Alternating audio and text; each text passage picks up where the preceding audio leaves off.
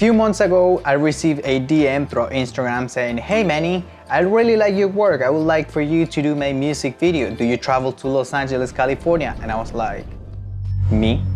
Do you want me to do your music video?" I didn't say that, but I actually thought of it. Conversation were more like, "Absolutely, I'm so happy that you reached out to me. Let's go ahead and do this music video for you." She was super happy, excited to do this music video with me, and I was a little scared, I'm not gonna lie, because I didn't think I was gonna be able to provide what she wanted me to provide in this type of music video. It took us about 1 to 2 months of planning. We used Milanote in order for us to go ahead and organize all the shots that we wanted for that specific video. As you can see, this is the first studio that she showed me.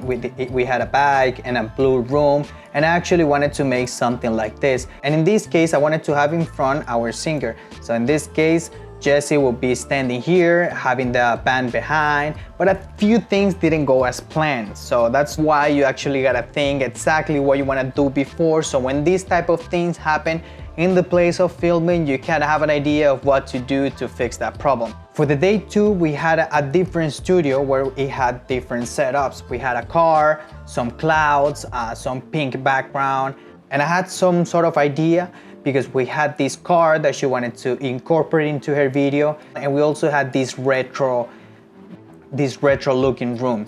So in this retro looking room, I actually wanted to put this shot where she was with a jeans background singing, because we thought that we were gonna put that inside this TV screen.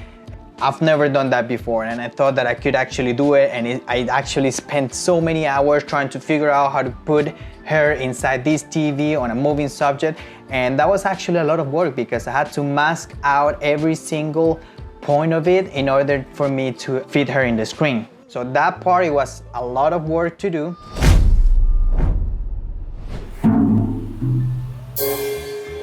The first thing that we did when I got there, it was to set up my lighting, which was this Godox SL 60 watts. And I also added a Fresnel. What is a Fresnel? A Fresnel will help you to make your regular light into a spotlight. And even though this Fresnel was from Aputure, you're still able to use it with your Godox light. And the reason is because they both work with the same balance mount. Then we started to prepare ourselves in order to start shooting, have an idea of what we were gonna shoot, where we were gonna stand.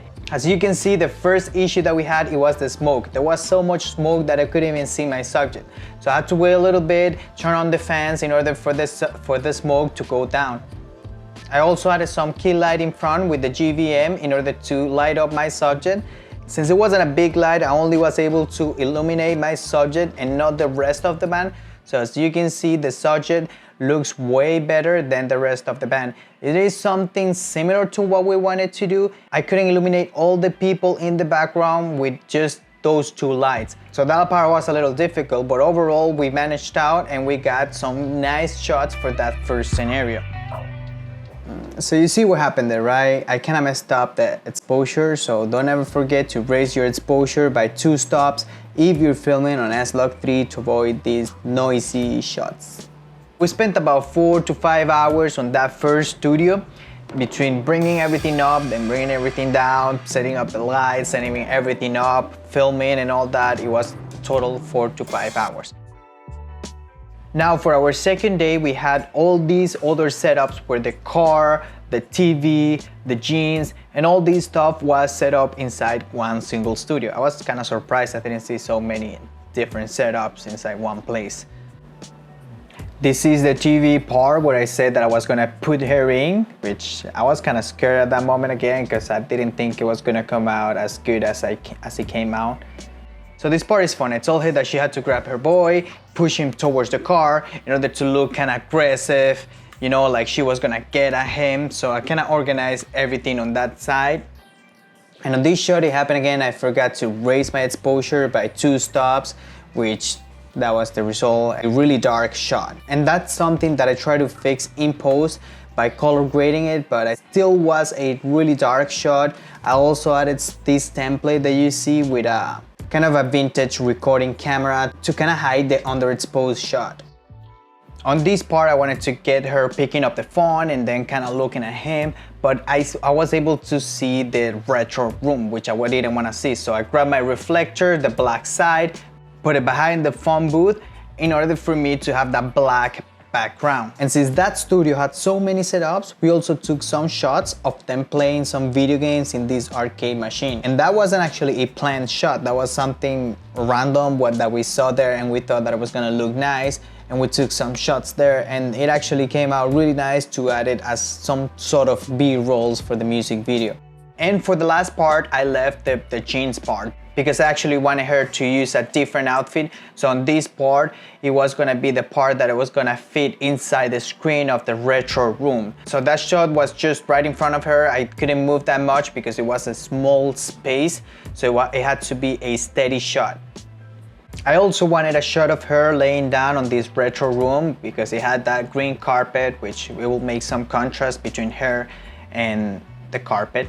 I added this phone, these magazines, this clock. I set it up like that because it looks like happy, you know, just psychology, all that stuff. So that shot was really nice. It came out really cool. I also used this momentum filter, which helped me out to diffuse the light. And this diffuser filter with only 10% helps you to make it look more dreamy per se. A few weeks after that everything was done, she mentioned that she wanted to come all the way down from California to Florida in order to show the video to her friends and family members the day that the video was going to be released. And to my surprise, what she had done, it was she rented a house and placed all these setups that made it similar to the studios that we were filming. So I was really surprised that she kind of did all this just to show her friends and family members the video that we filmed. So you can imagine myself just all scared, sweating, just watching a bunch of people, watching the work that we did. She was also scared to see what the people had to think about it. But at the end of the video, everybody congratulated us. They noticed the hard work that we put in and how much effort we put into making this video happen. And if you want to see the full music video, I'll go ahead and leave a link on the description below in order for you to go ahead and see it on Jesse's YouTube channel. And let me know in the comment section what are your thoughts about this specific music video. And well, with all that being said, if you guys learned something today or you found this video helpful, don't forget to subscribe, hit that like button, all that stuff. It really helps the channel. Thank you so much for watching again, guys. Take care. Estamos en mi launch del video de release de Desconocidos, como pueden ver, y estoy demasiado emocionada. Aparte, miren este lugar tan cool como quedó. El video sale en 10 minutos y de verdad que estoy demasiado enamorada de todo el trabajo que le hemos puesto a todas las personas que han colaborado en esta canción y todo el amor que le hemos puesto de cada una de las personas que han participado. Los quiero mucho y espero que les encante tanto como yo.